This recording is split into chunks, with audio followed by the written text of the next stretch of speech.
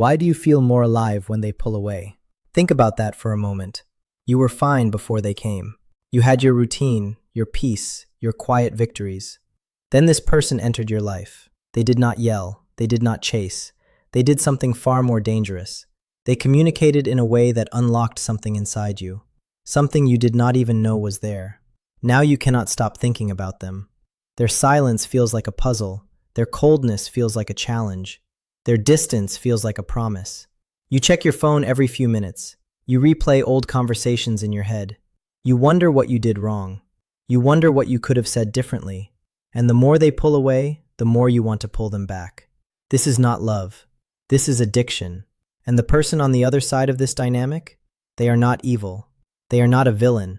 They are someone with an avoidant attachment style. Someone who learned very early in life that closeness equals danger.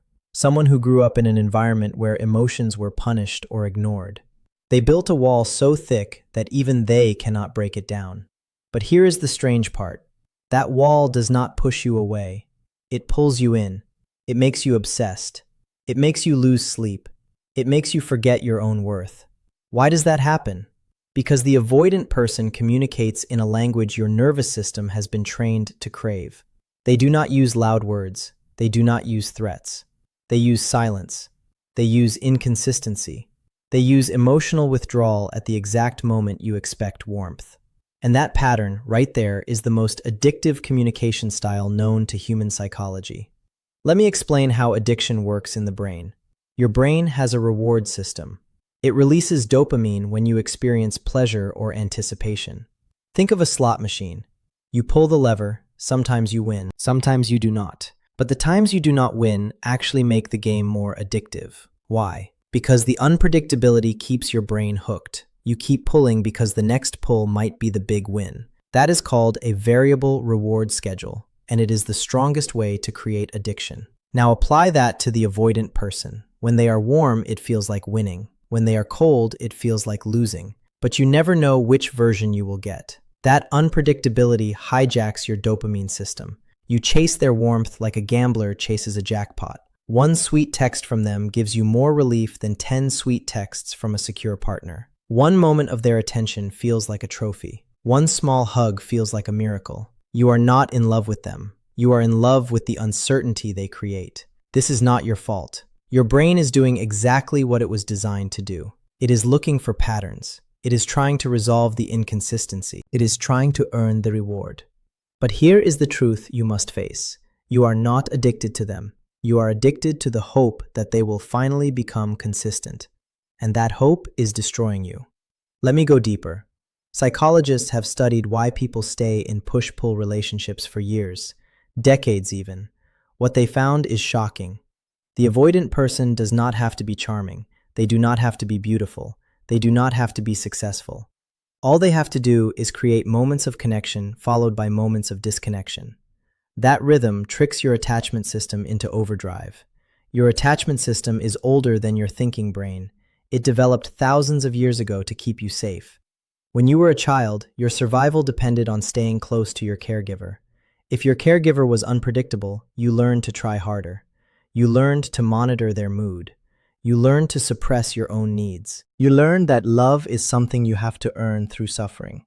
Now fast forward to today. That same child lives inside you. And when an avoidant person pulls away, that child wakes up. It screams, it panics, it says, "Do something, fix this, make them stay." You text more, you give more, you forgive things you should never forgive. You shrink yourself to fit into their tiny window of availability. And the avoidant person? They do not even realize what is happening. From their perspective, you are just too much. You are too emotional. You are too needy. They do not see that they created your neediness. They do not see that their distance triggered your panic. They only feel relief when they pull away further. That relief feels good to them, so they keep doing it, and you keep chasing. This is the toxic loop. But here is the question you must ask yourself right now.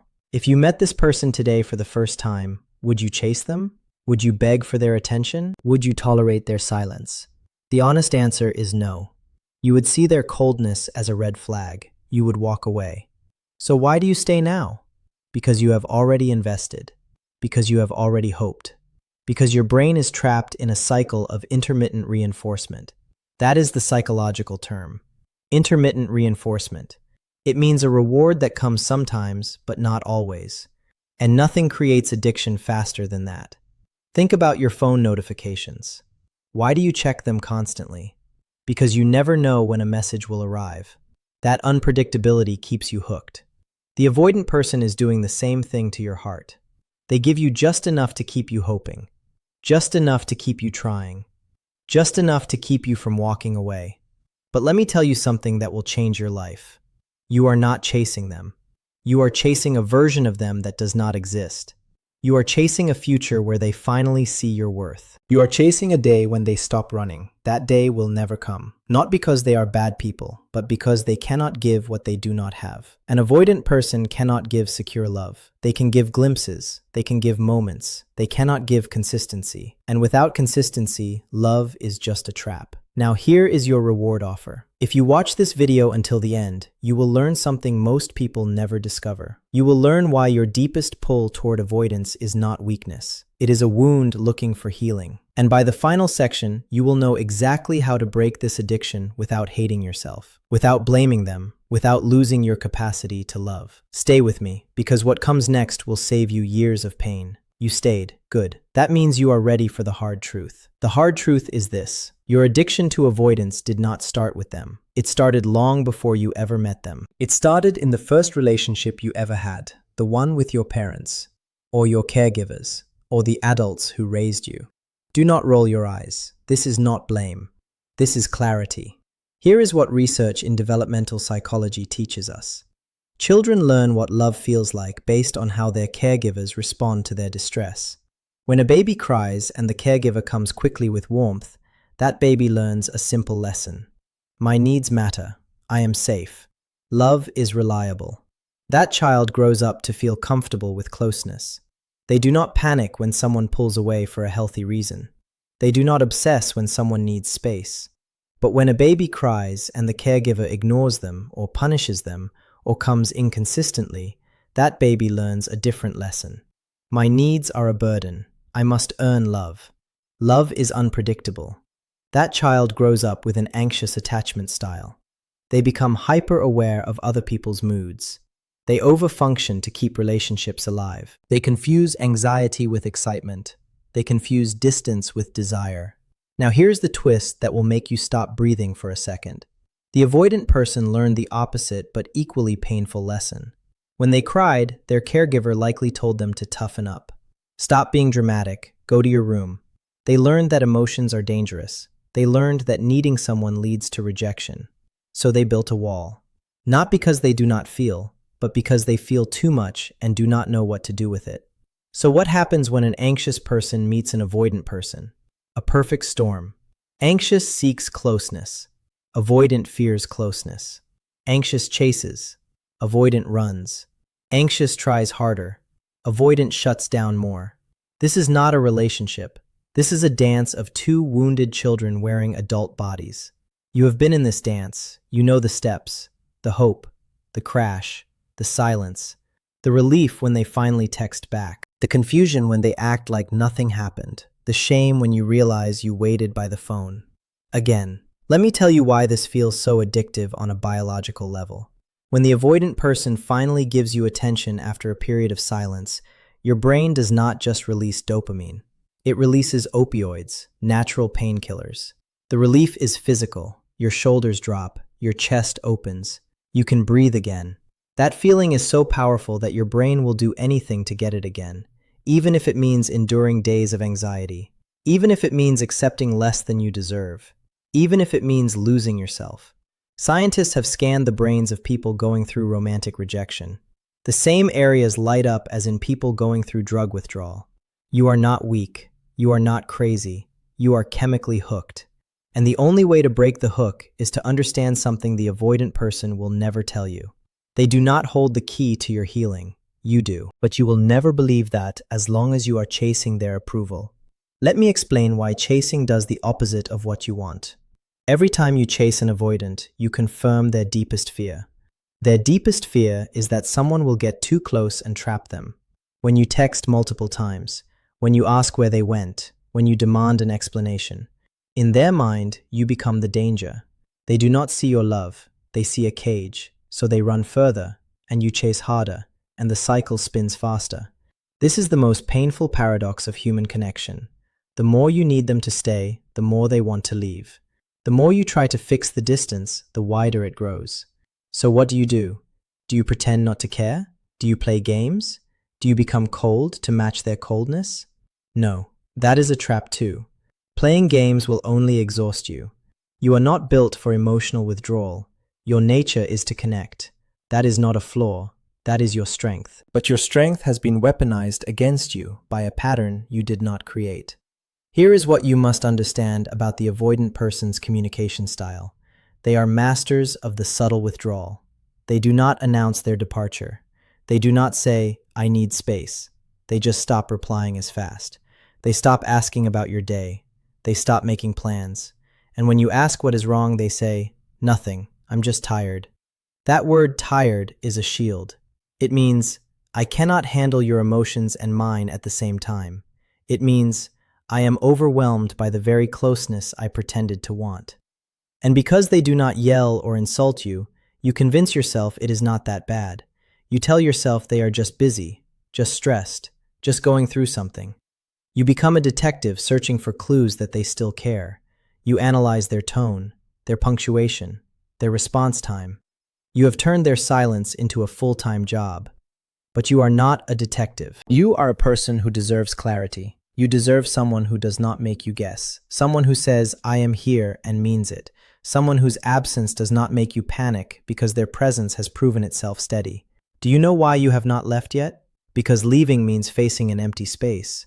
That space is not about them. That space is about you. It is the space where you were supposed to learn that you are worthy of love without performing for it, without earning it, without begging for it. Every time you stay with an avoidant who communicates in withdrawals, you are not loving them. You are abandoning yourself. You are telling your own heart that its needs are too much, that its desire for consistency is unreasonable, that its wish for a simple good morning text is needy. Stop that right now. Not tomorrow, not when they finally leave, right now.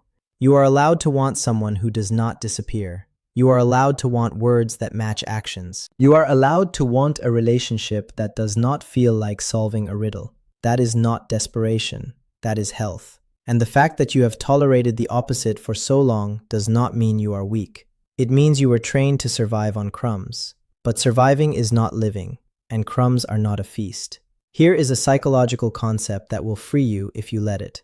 It is called the scarcity loop. When something feels rare, your brain values it more. The avoidant person creates scarcity of affection, so you value their affection more than you value your own peace. But what if you flipped the loop?